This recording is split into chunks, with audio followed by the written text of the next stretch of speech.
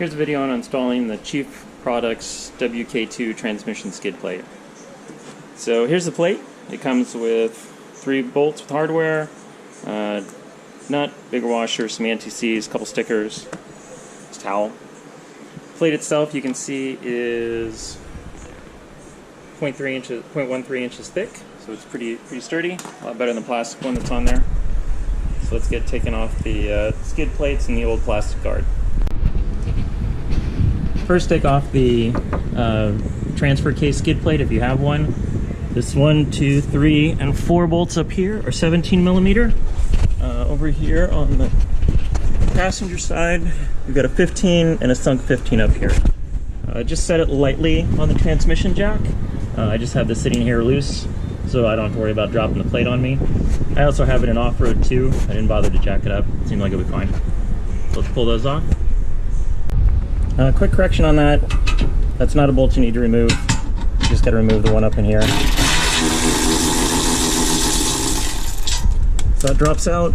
These 2 bolts are slotted, so you can just push it over. Let's see how this goes one-handed. And then lower it down on the jack.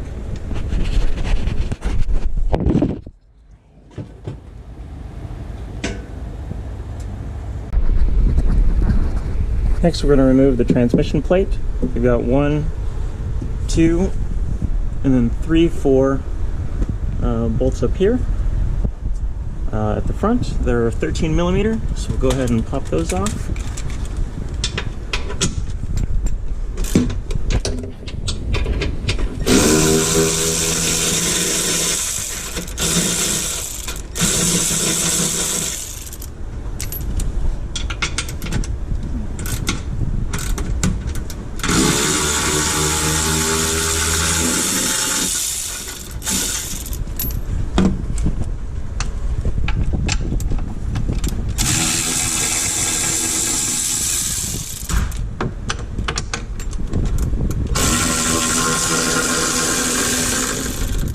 And then I'm just going to drop that.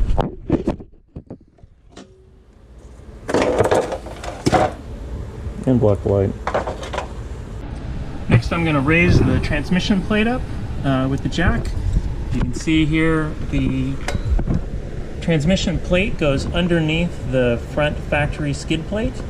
So you'll just end up pushing this up, and then it's going to push that up into the gap.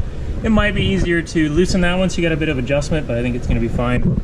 Also, in their instructions, if you don't have the rear skid plate, there's some more pieces that you need to remove back here. There's some sort of bracket over here, bracket in this area that's not there. I didn't have that because I had the transfer case bracket. We're going to raise up the plate and get it into position.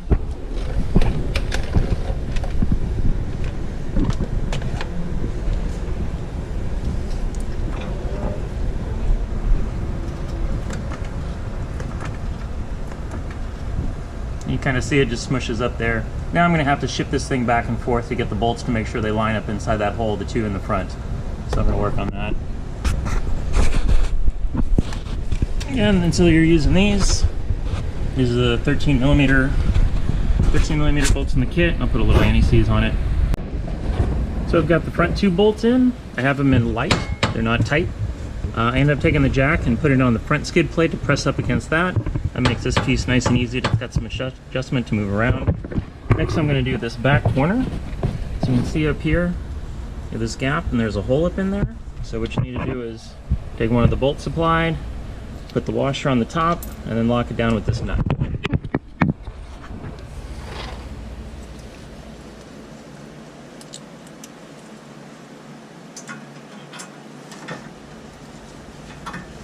It seems easier to come through from the back side of this bracket, back by the transfer case.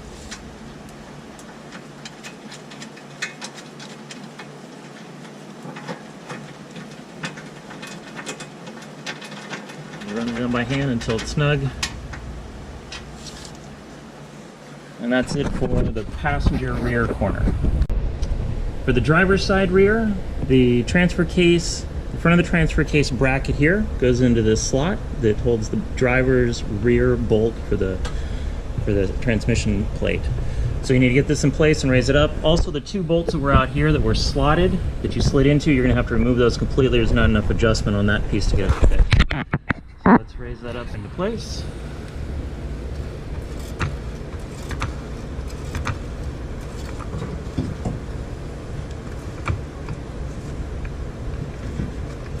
Adjust it around a little. Now you're gonna need you're gonna need to use the 17 millimeter bolt that had been there. Just bring it up through here and just shift that around until you feel the hole, and then screw it in by hand. One note is I started all these bolts by hand. They're all slightly loose. I didn't want to risk stripping any of them out with the torque wrench.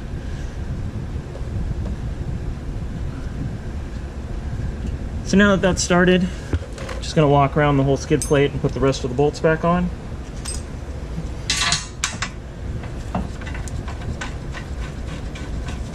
Put the 2 slotted ones here. And just start them by hand to get them started. This is the passenger side front. This is the last bolt. Well, this is the front bolt on the transfer case. For this one, I have a different washered one. I'm not sure why those are different than the bolts that were over there that didn't have washers on it. But I'm going to stick it in this side, mostly because at this moment, I honestly don't remember which hole I pulled it out of. So we'll all find that out when we go back and when I edit this video and put it all together. So you got the 1 bolt over here, and then there's the 1, 2, 3, I think 4 bolts over on that side that we'll torque down in a second. At this point, everything is hand loose, so I'm just going to start at the front and work to the back and torque everything down. The fronts are 13s.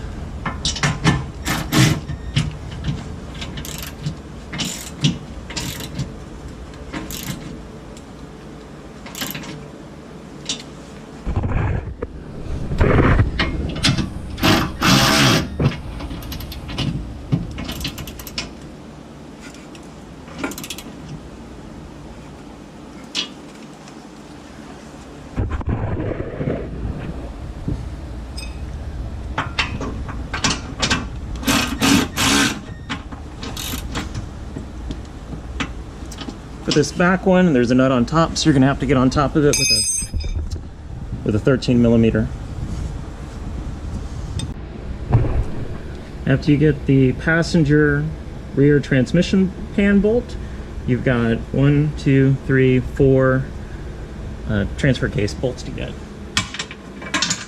And those are 17 millimeter.